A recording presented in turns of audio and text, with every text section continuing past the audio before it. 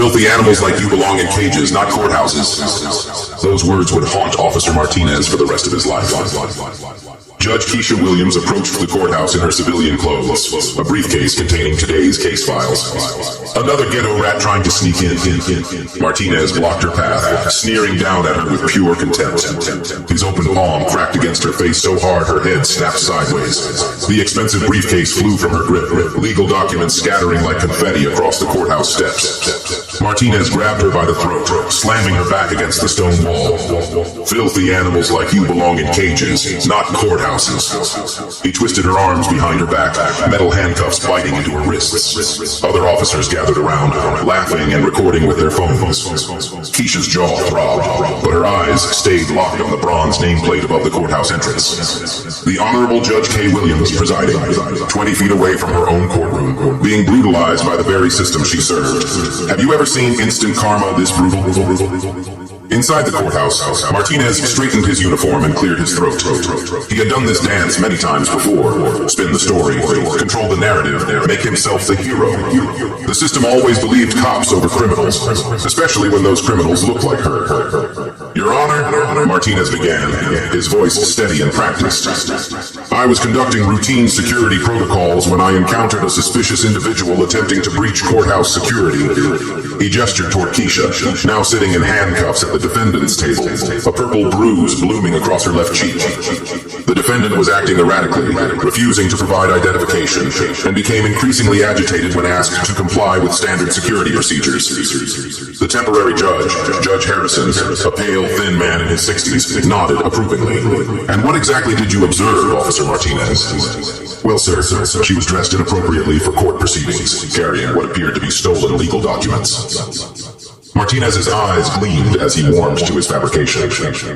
When I approached to investigate, she became verbally aggressive, using profanity and making threats.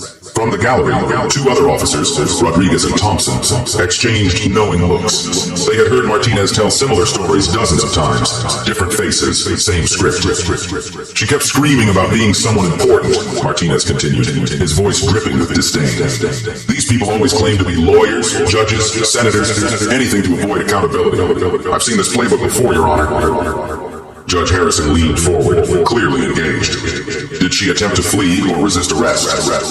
Absolutely. The defendant became physically combative when I attempted to place her in protective custody. I was forced to use the minimum necessary force to ensure public safety. Martinez's hand trembled almost imperceptibly as he spoke, the only crack in his polished performance. The courthouse stenographer's fingers flew across her machine, capturing every lie for posterity. In the back row, a young law clerk frowned, something nagging at her memory. Officer Rodriguez, the prosecutor called. Can you corroborate Officer Martinez's testimony?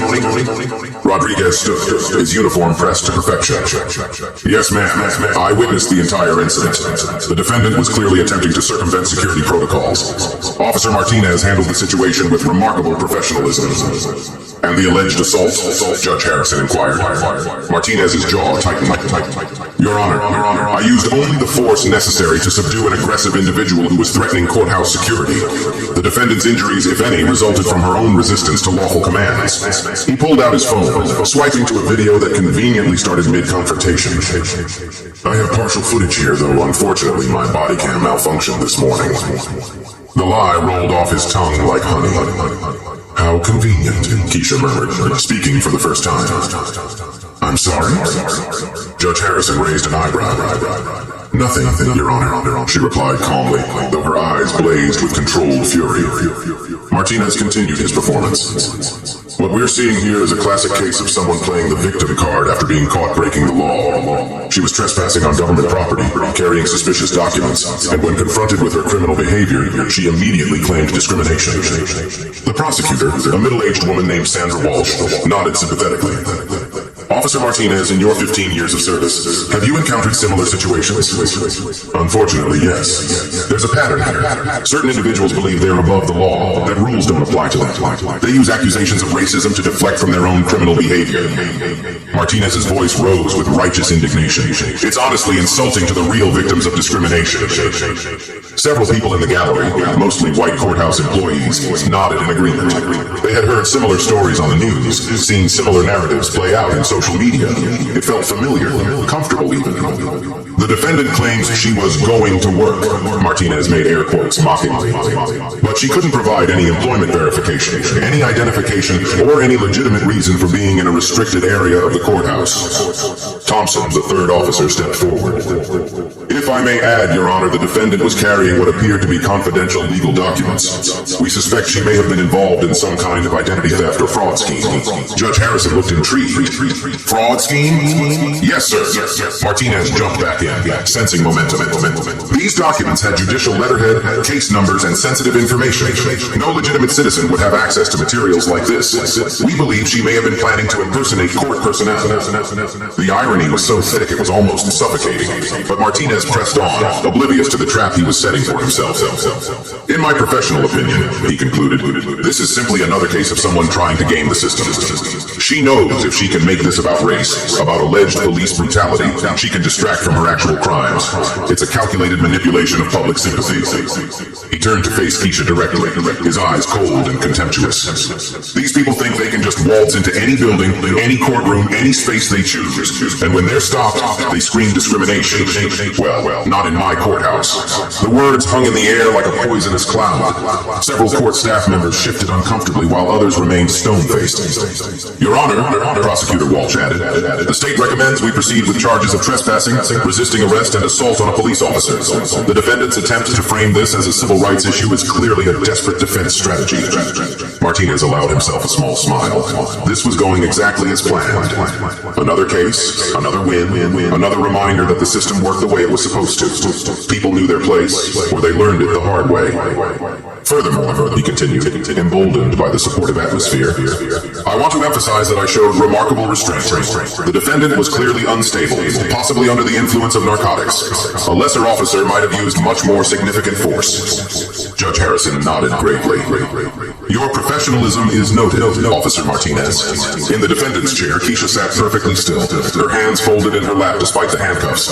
Her expression remained calm, almost serene, but anyone looking closely would have noticed the slight upturn at the corners of her mouth. She was taking mental notes of every lie, every fabrication, every detail that would soon unravel Martinez's career and reputation. The officer had no idea he was testifying in front of the very person who had the power to destroy him. Is there anything else you'd like to add, officer? Judge Harrison asked. Martinez straightened his shoulders. Just that incidents like this remind us why we need strong law enforcement. Some people only understand authority when it's backed by force. The defendant learned today that actions have consequences. He had no idea how prophetic those words would prove to be. The prosecutor smiled confidently. The state rests its case against this defendant, Your Honor. The evidence clearly shows a pattern of criminal behavior and resistance to lawful authority. As Martinez stepped down from the witness stand, he caught Keisha's eye one final time. He winked at her, a gesture of complete dominance, total victory. It would be the last moment of triumph in his entire career. The defendant may now present her statement, Judge Harrison announced, his tone suggesting this would be a mere formality before sentencing. Keisha Williams rose slowly from her chair, the handcuffs clinking softly as she moved. Despite the purple bruise on her cheek and the disheveled state of her clothes, she carried herself with an unmistakable dignity that made several people in the courtroom shift uncomfortably. Thank you, Your Honor. Her voice was clear, controlled, and carried an authority that seemed to fill the entire room. I appreciate the opportunity to address these allegations. Judge Harrison blinked. Something in her tone was unexpected, professional in a way that didn't match the narrative he'd been presented. First, I want to clarify several factual inaccuracies in Officer Martinez's testimony. Keisha's eyes swept the courtroom methodically, landing on each person who had supported the officer's lies. According to his statement, I was trespassing on government property. However, I was walking on a public sidewalk approaching the main entrance of this courthouse at approximately 8:47 a.m. She turned slightly, addressing Judge Harrison directly.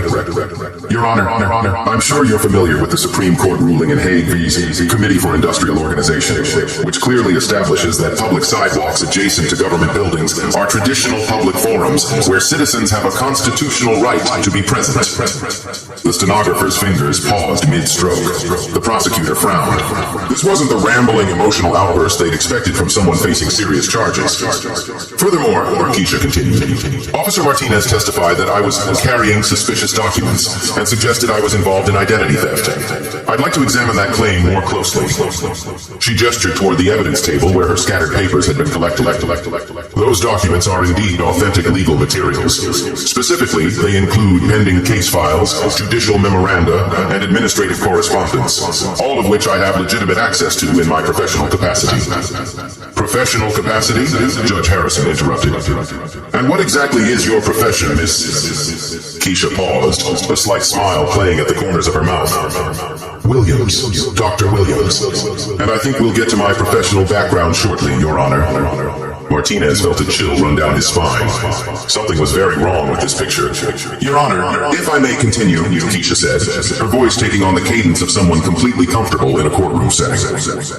Officer Martinez also testified that I became verbally aggressive and used profanity. I'd like to address that claim by invoking my Fifth Amendment right to remain silent regarding any statements I may have made during the alleged incident. She paused, letting that sink in. However, I will note that any statements I did make were in direct response to being physically assaulted without provocation, warning, or legal justification. The young law clerk in the back row sat up straighter. Something about this woman's voice, her mannerisms, seemed familiar. Now, regarding the officer's claim that his body cam malfunctioned, Keisha continued, and now there was steel in her voice. Your Honor, I'm sure you're aware of the federal rules of evidence, particularly Rule 1006, which allows for the introduction of summaries of voluminous records. I have reason to believe that comprehensive video and audio evidence of this morning's incident exists and will be made available to this court. Judge Harrison leaned forward.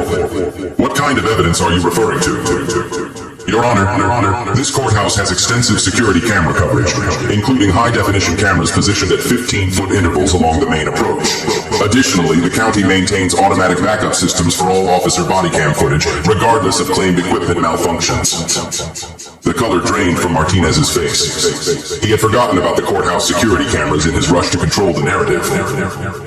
I would like to formally request, Keisha continued, that this court issue a preservation order for all electronic surveillance data from this morning between 8:45 and 9:15 a.m., including but not limited to courthouse security footage, body cam backup files, and any mobile phone recordings that may have been made by officers present at the scene.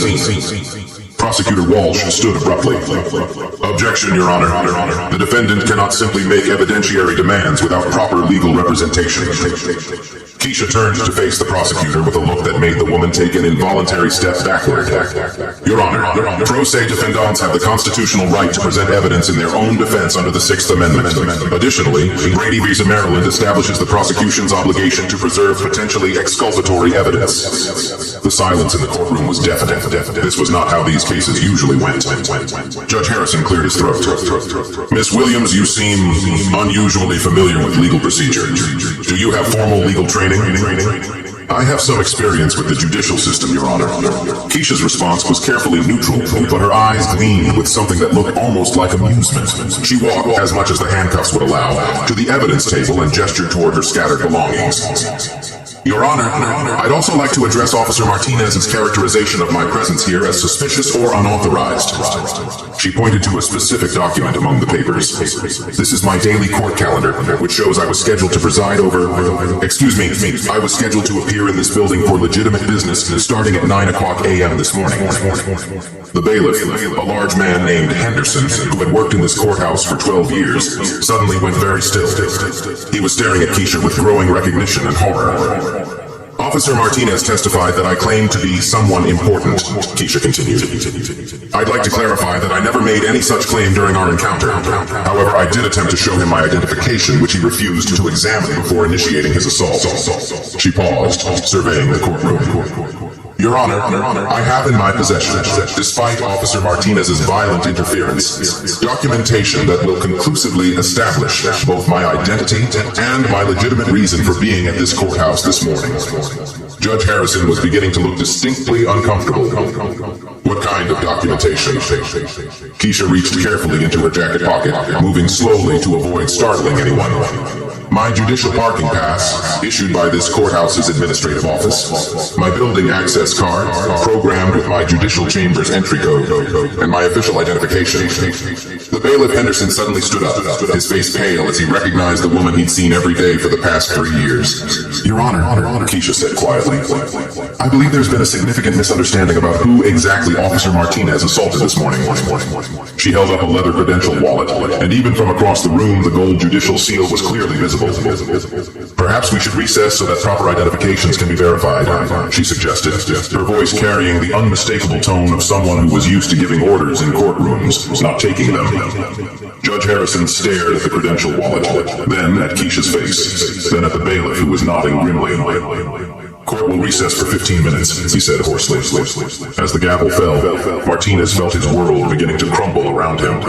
Whatever game he thought he was playing, he was beginning to realize he might not understand the rules at all.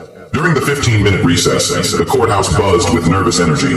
In a small holding room adjacent to the courtroom, Keisha sat calmly while Bailiff Henderson fumbled with his keys, his hands shaking as the reality of the situation hit him.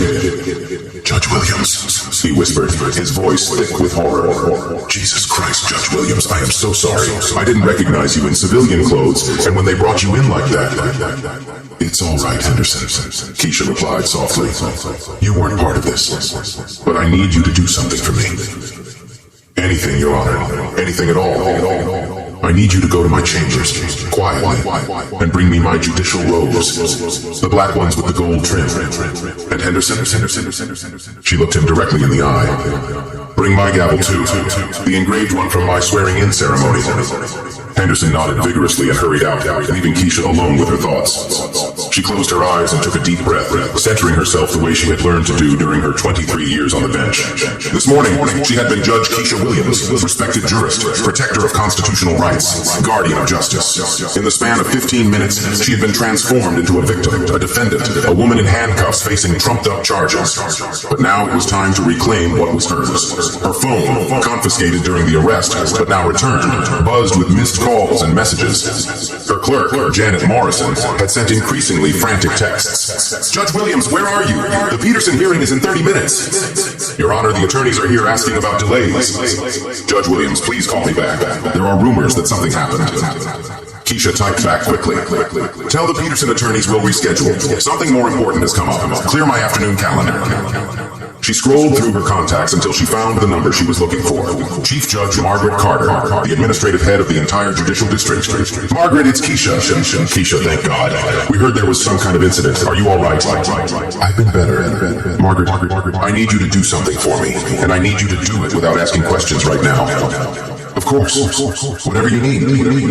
I need you to contact the courthouse security office and tell them to immediately preserve and copy all surveillance footage from this morning between 8:45 and 9:15 a.m. All cameras, all angles. And Margaret, make sure there are multiple copies stored in different locations. There was a pause. Keisha, what exactly happened this morning?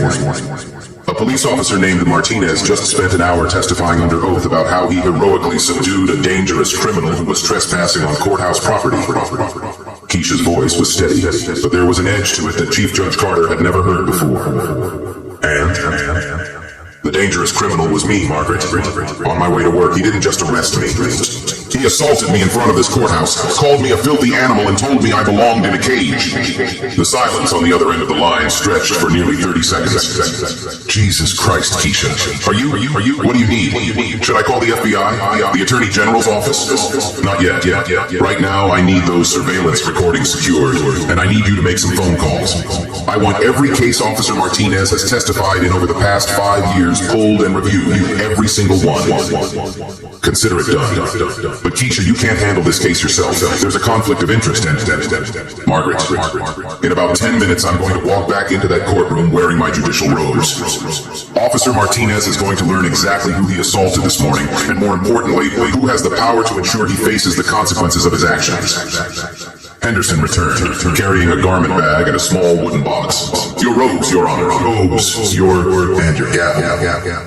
Keisha stood and unzipped the garment bag, revealing the flowing black judicial robes that had been her armor for over 2 decades. As she slipped them on, she felt the transformation begin. The fabric settled on her shoulders like a mantle of authority, each fold a reminder of the power she wielded, the oaths she had taken, the justice she was sworn to protect. She opened the wooden box and lifted out her ceremonial gavel, its weight familiar and comforting in her hand. Engraved on its handle were the words, "Justice is blind, but she sees all." "Henderson," she said, adjusting her robes. "When we return to that courtroom, I want you to announce to me properly." "Yes, Your Honor. How would you like to be announced?" Keisha Williams straightened to her full height, every inch the federal judge she had been for the past 23 years. The Honorable Judge Keisha Williams presiding. She looked at herself in the small mirror on the wall. The bruise on her cheek was still visible, but now it served a different purpose. It wasn't just evidence of Martinez's brutality. It was a symbol of how far the system had fallen, and how completely it was about to be restored. When court resumes, Officer Martinez will learn what justice really means.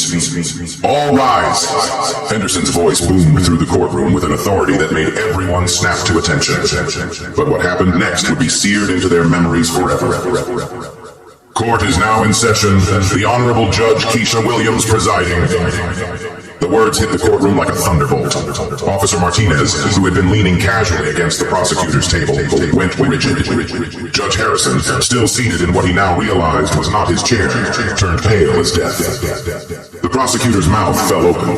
Keisha Williams entered through the judge's chamber door, wearing her full judicial robes, the gold trim catching the overhead lights. She moved with the measured pace of someone who had walked this path thousands of times before.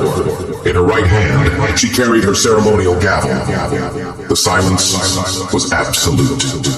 Not a single person dared to breathe. She took her place behind the bench, her bench, and sat down slowly, deliberately. Her eyes swept the courtroom, taking in every shocked face, every dropped jaw, every person who was finally beginning to understand the magnitude of what had just happened. "Officer Martinez," she said quietly, her voice carrying the full weight of judicial authority, "you may remain standing." Martinez looked like he was about to vomit. His face had gone from red to white to green in the span of 30 seconds. "Your Honor," Judge Harrison stammered, rising from his chair. We didn't, I mean to say, Judge Harrison," Keisha interrupted, her tone crisp but not unkind.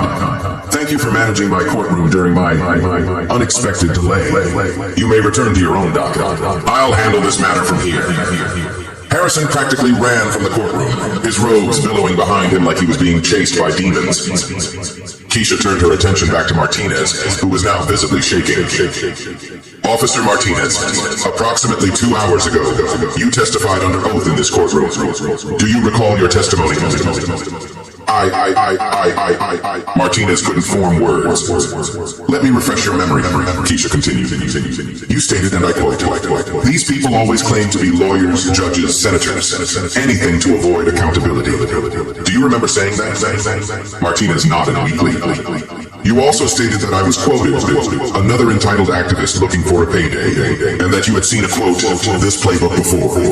Is that accurate?" The courtroom was so quiet that the hum of the air conditioning sounded like a roar.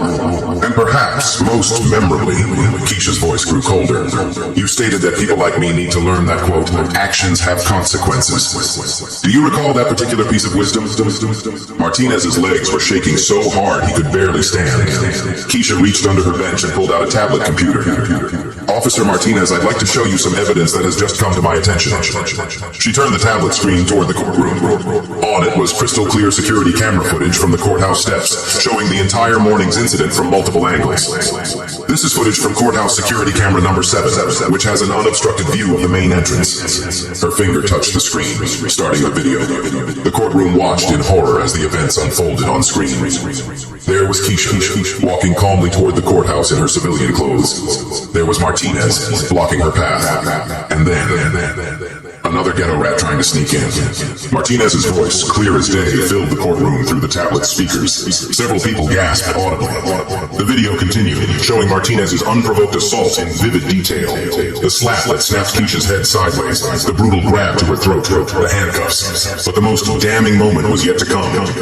Filthy animals like you belong in cages, not courthouses. Martinez's own words, spoken with such venom and hatred, echoed through his courtroom. Several jurors in other cases who had been waiting in the gallery stood up and walked out in disgust. Officer Martinez, Keisha said, pausing the video, do you see any verbal aggression from the defendant in this footage? Any profanity? Any threats? Martinez remained silent, his career disintegrating before his eyes. Now, Keisha continued, let's examine your claim that your body cam malfunctioned. She swiped to a new video file.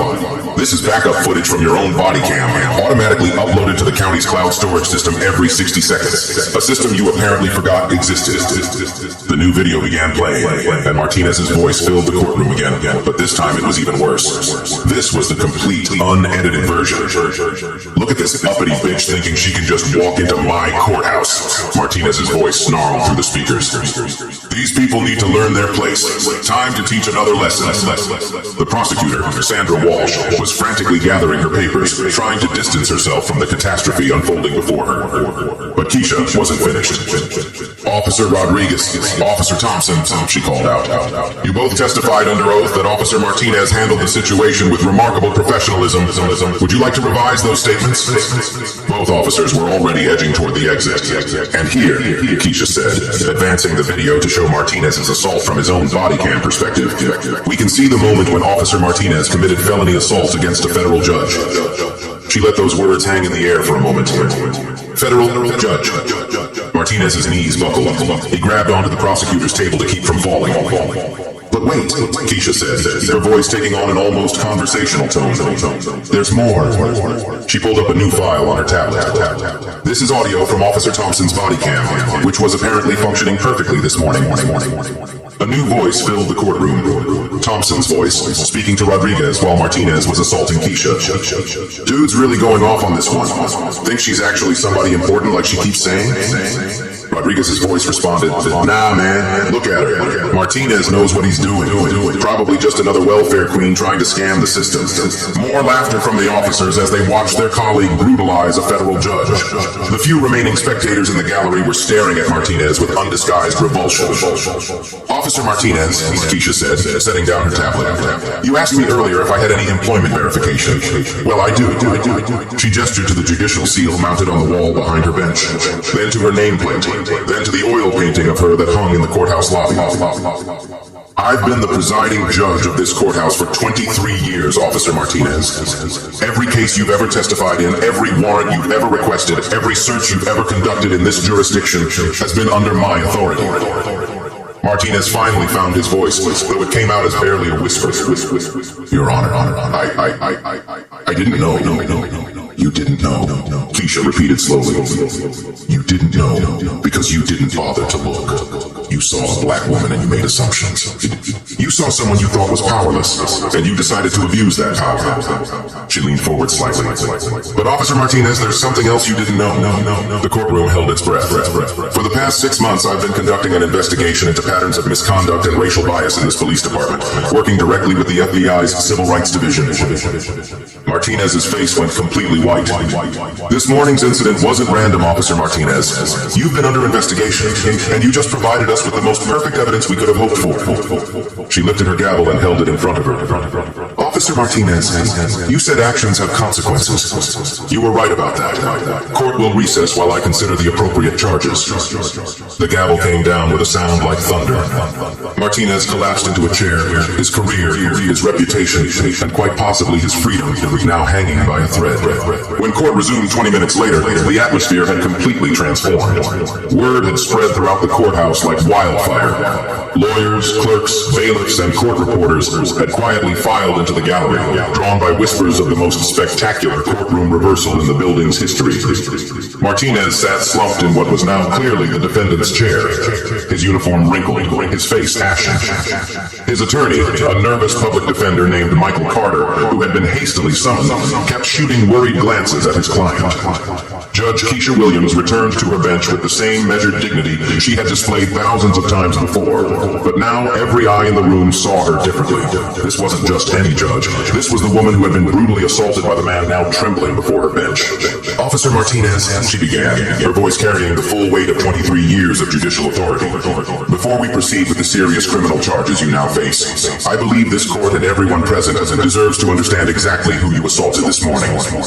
She stood, moving around the bench to address the packed courtroom directly. My name is Judge Keisha Williams. I have served as the presiding judge of this courthouse for 23 years. I was appointed to this position by Governor Richardson in 2001, and I was confirmed by the state senate with a unanimous vote. Her voice grew stronger with each word. I graduated magna cum laude from Harvard Law School, where I was editor of the Harvard Law Review. Before my appointment to the bench, I served for 8 years as a federal prosecutor in the Civil Rights Division of the Department of Justice. Martinez's attorney was frantically scribbling notes, probably calculating how many years his client was facing. During my tenure as a federal prosecutor, I specialized in cases involving police misconduct, civil rights violations, and institutional racism. I successfully prosecuted 47 cases against law enforcement officers who abused their authority. She paused, letting that number sink in. In my 23 years on this bench, I have presided over more than 15,000 cases. I have sentenced hundreds of defendants, from petty thieves to murderers. I have seen every type of criminal behavior, every excuse, every justification. Judge Williams walked closer to where Martinez sat cowering. But in all my years of service, Officer Martinez, I have never, not once, encountered such a perfect example of everything that is wrong with policing in America. The packed courtroom was silent except for the sound of Martinez's labored breathing. You see, Officer Martinez, when you called me a ghetto rat and a filthy animal, when you told me I belonged in a cage, when you slammed me against the wall of my own courthouse, you weren't just assaulting a random citizen. She returned to her position behind the bench. You were assaulting the person who has dedicated her entire career to ensuring that officers like you are held accountable for their actions. Judge Williams opened a thick file that had been placed on her bench. This file contains detailed records of every case you've testified in over the past 5 years. 43 cases, Officer Martinez. 43 times you've stood in my courtroom and sworn to tell the truth. She flipped through several pages. 28 of those cases involved defendants who were people of color. In 26 of those cases, you were the arresting officer.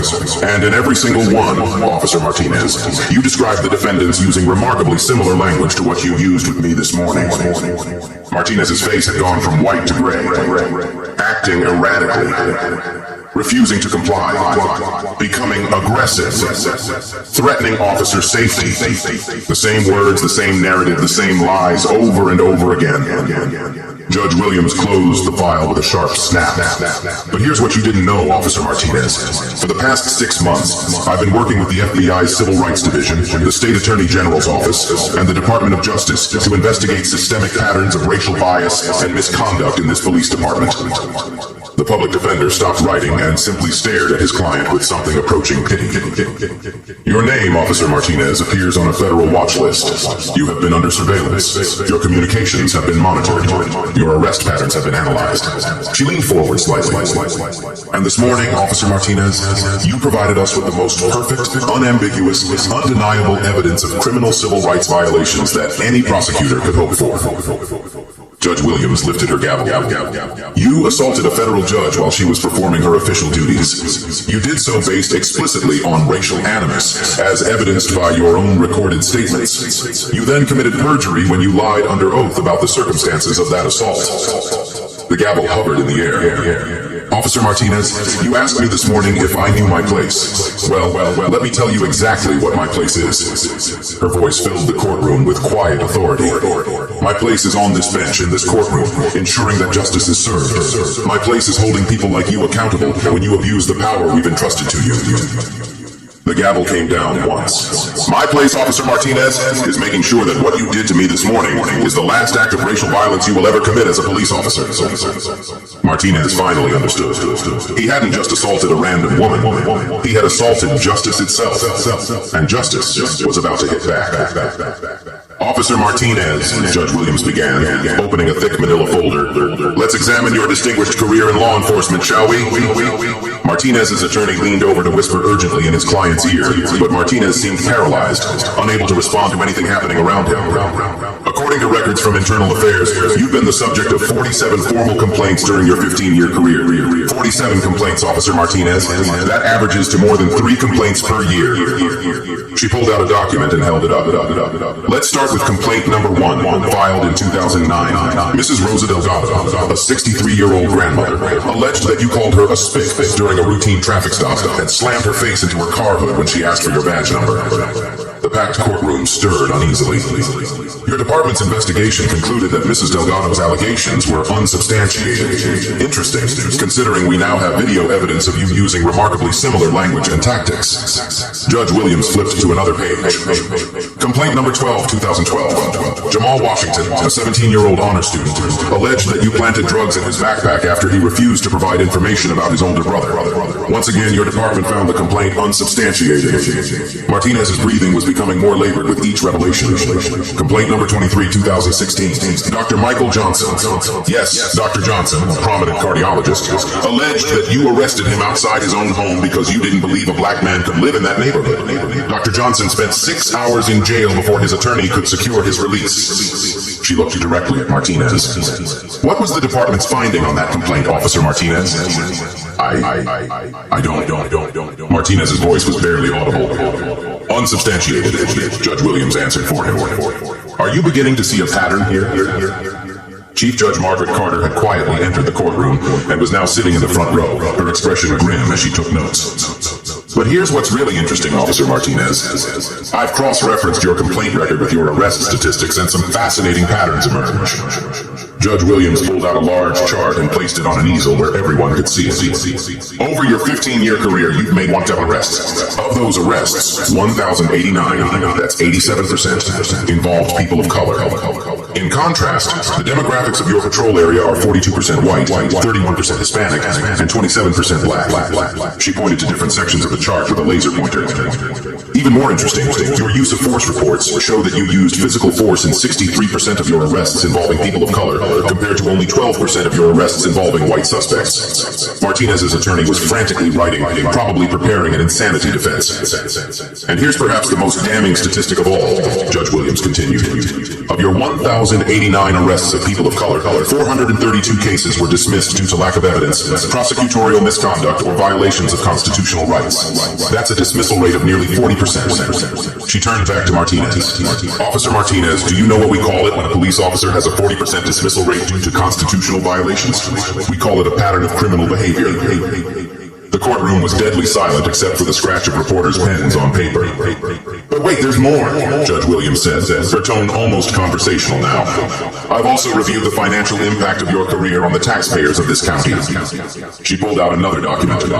Over the past 15 years, this county has paid out $2.3 million in settlements and judgments related to your conduct. $2.3 million, Officer Martinez. That's more than some small town's entire annual budgets. Martinez finally found his voice, though it came out as a croak. Your Honor, I was just doing my job. Your job? Judge Williams interrupted. Officer Martinez, let me read you the oath you took when you became a police officer.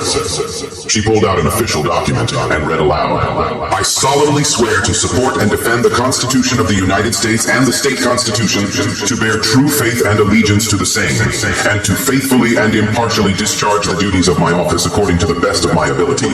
So help me God. She set the document down. Faithfully and impartially, Officer Martinez. Not selectively, not based on skin color, not based on your personal prejudices. Judge Williams walked around the bench again, addressing the entire courtroom. What we're seeing here isn't the behavior of one rogue officer. This is the inevitable result of a system that protects officers like Martinez, that dismisses complaint after complaint, that pays settlement after settlement, all while allowing the abuse to continue. She turned back to Martinez. But that system failed you today, didn't it, Officer Martinez? Because today, you chose to assault someone who had the power to expose everything. Martinez's head dropped into his hands. Officer Martinez, you spent this morning telling this court that people like me need to learn our place. Well, I think it's time you learned yours. Judge Williams returned to her bench and lifted her gavel. Your place, Officer Martinez, is in a defendant's chair, facing the full consequences of 15 years of criminal behavior. The gavel came down with finality, and that's exactly where you're going to stay. Judge Williams stood behind her bench, her judicial robes flowing around her like armor forged from justice itself. The packed courtroom held its collective breath as she prepared to deliver what everyone knew would be a historic verdict. Officer Martinez, she began, her voice carrying the weight of centuries of jurisprudence. Before I render judgment in this matter, I want to address not just you, but everyone in this courtroom and everyone who will hear about what happened here today. She gestured to the gallery, packed with lawyers, court staff, reporters, and citizens who had heard whispers of the extraordinary proceedings. This morning began with a simple question. What happens when someone with a badge believes they are above the law? What happens when years of unchecked power and systemic protection create a person who thinks they can assault a federal judge and face no consequences? Martinez sat slumped in his chair, his career and life crumbling around him in real time. The answer, Officer Martinez, is standing before you right now. Judge Williams picked up her gavel, the same one that had been engraved with the words, "Justice is blind, but she sees all," on the day she took her oath of office. For 15 years, you have terrorized this community. For 15 years, you have violated the constitutional rights of citizens whose only crime was existing while black or brown. For 15 years, you have made a mockery of the badge you were sworn to honor. Her voice grew stronger, more passionate as she continued. But your greatest mistake, Officer Martinez, wasn't any single act of brutality. Your greatest mistake was believing that the system would always protect you, no matter how far you went, no matter how many lives you destroyed. Martinez finally looked up, his eyes red and defeated. This morning, when you called me a filthy animal and told me I belonged in a cage, when you slammed me against the wall of my own courthouse, when you handcuffed me and paraded me through these halls like a criminal, you thought you were asserting your dominance over just another powerless victim. Judge Williams leaned forward, her voice dropping to barely above a whisper, forcing everyone in the packed courtroom to strain to hear her words. But I was never powerless, Officer Martinez, and neither were any of the people you've brutalized over the years. The only difference is that today, justice finally had a witness. She straightened to her full height. Officer Martinez, based on the evidence presented in this courtroom, evidence that came from your own mouth, your own actions, your own camera, I find you guilty of assault in the first degree, a felony. The words hit the courtroom like thunder. I find you guilty of assault on a judicial officer, a federal felony carrying a mandatory minimum sentence of 5 years. Martinez's attorney closed his eyes and put his head in his hands. I find you guilty of deprivation of civil rights under color of law, a federal felony punishable by up to 10 years in prison. With each pronouncement, Martinez seemed to shrink further into his chair. And I find you guilty of perjury in the first degree for your false testimony given under oath in this very courtroom. Judge Williams paused, letting the weight of those charges settle over the room. But Officer Martinez, this case was never really about you. You are simply a symptom of a much larger disease that has infected our justice system for far too long. She turned to address the packed gallery. For too long, we have allowed police officers to operate with impunity. For too long, we have dismissed complaints, ignored evidence, and paid settlements while allowing the abuse to continue. For too long, we have told victims of police brutality that their experiences don't matter, that their word doesn't count, that justice isn't for them. Her voice rose with passion. But that ends today.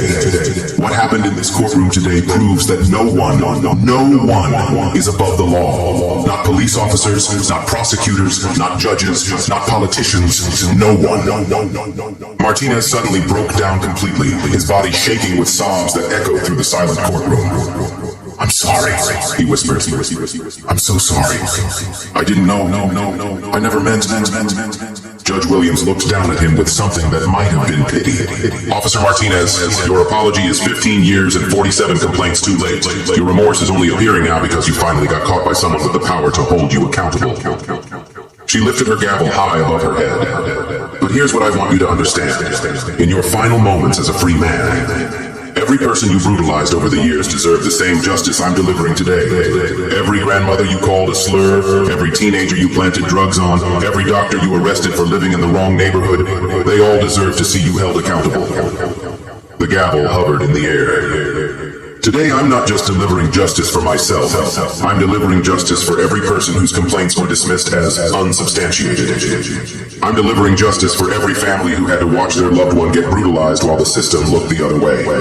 Her voice filled every corner of the courtroom. Officer Martinez, you told me this morning to know my place. Well, let me tell you what my place is. My place is ensuring that bullies like you can never again hide behind a badge while destroying innocent lives. The gavel came down with a sound like the crack of thunder. Officer Martinez, you are hereby sentenced to the maximum penalty allowed by law. You will serve 25 years in federal prison without the possibility of parole. Martinez collapsed completely, his sobs now uncontrollable. Furthermore, Judge Williams continued, I am ordering a federal investigation into every case you have touched, every arrest you have made, and every complaint that has been filed against you. The victims you have silenced for 15 years will finally have their day in court. She set down her gavel and looked out over the packed courtroom. Let this be a message to every police officer, every prosecutor, every official who thinks they can abuse their power without consequences. Justice may be blind, but she sees everything. And eventually, she comes for everyone. The courtroom erupted in applause that lasted for 5 full minutes. Justice had finally been served. 6 months later, the ripple effects of that historic morning continued to transform the entire justice system. Officer Martinez was serving his 25-year sentence in federal prison, where his fellow inmates had learned about his crimes through news coverage. His badge, his pension, his freedom, all gone. The man who once terrorized an entire community now spent his days in protective custody, finally understanding what it felt like to be powerless. But Martinez's downfall was just the beginning. The federal investigation Judge Williams ordered uncovered a web of corruption that reached deep into the police department's command structure. 12 officers were terminated, 4 supervisors were criminally charged. The entire department was placed under federal oversight. Chief Judge Margaret Carter established new protocols requiring automatic federal review of any case involving allegations of police misconduct against judicial personnel. Body cameras became mandatory for all officers, with backup systems that could never be malfunctioned away. Most importantly, the 432 cases Martinez had tainted were reopened. Dozens of wrongfully convicted defendants were released from prison. Hundreds more had their charges dropped or sentences reduced. The county paid out an additional $8.7 million in compensation to Martinez's victims, money that came directly from the police department's budget. Judge Williams herself became a national symbol of judicial integrity and courage. She was invited to speak at law schools across the country, sharing the story of how one moment of violence revealed decades of systematic abuse. Her message was always the same. Justice delayed is justice denied, but justice delivered is justice for all. The courthouse where it all happened was renamed the Justice Williams Federal Courthouse in her honor. A bronze plaque near the entrance commemorates the morning that changed everything, with a simple inscription, Here, justice finally found its voice. But perhaps the most powerful change was in the community itself. Citizens who had spent years afraid to report police misconduct began coming forward. Community oversight boards were established. Police training programs were completely overhauled, with Judge Williams personally designing curricula on constitutional rights and unconscious bias. The young law clerk who had witnessed the proceedings that day, inspired by Judge Williams's courage, decided to specialize in civil rights law. She now works for the ACLU, fighting similar battles in courtrooms across the nation. Rodriguez and Thompson, the officers who had supported Martinez's lies, were terminated and faced federal charges for conspiracy and obstruction of justice. Their recorded laughter while watching a federal judge being brutalized became evidence in a case study taught at police academies nationwide as an example of institutional corruption. The video of Judge Williams delivering her verdict became the most watched courtroom footage in internet history, viewed more than 50 million times. Comments poured in from around the world, from people who had experienced similar injustices, but never seen accountability delivered so completely, so publicly, so perfectly. Today, Officer Martinez sits in his prison cell, probably thinking about the moment he chose to assault a woman because he thought she was powerless. He thought he knew his place in the world. He thought he knew hers. He was wrong about both. Because sometimes justice doesn't just wear a blindfold. Sometimes justice wears judicial robes. Sometimes justice carries a gavel. And sometimes when the moment is right, justice hits back. Never underestimate the power of standing up to bullies. Share this story if you believe everyone deserves justice, regardless of who they are or what they look like. Hit that that like button if you want to see more stories of courage triumphing over corruption. And subscribe, because justice stories like this happen every day, and everyone deserves to see them. Your story could be next. Truth always finds a way.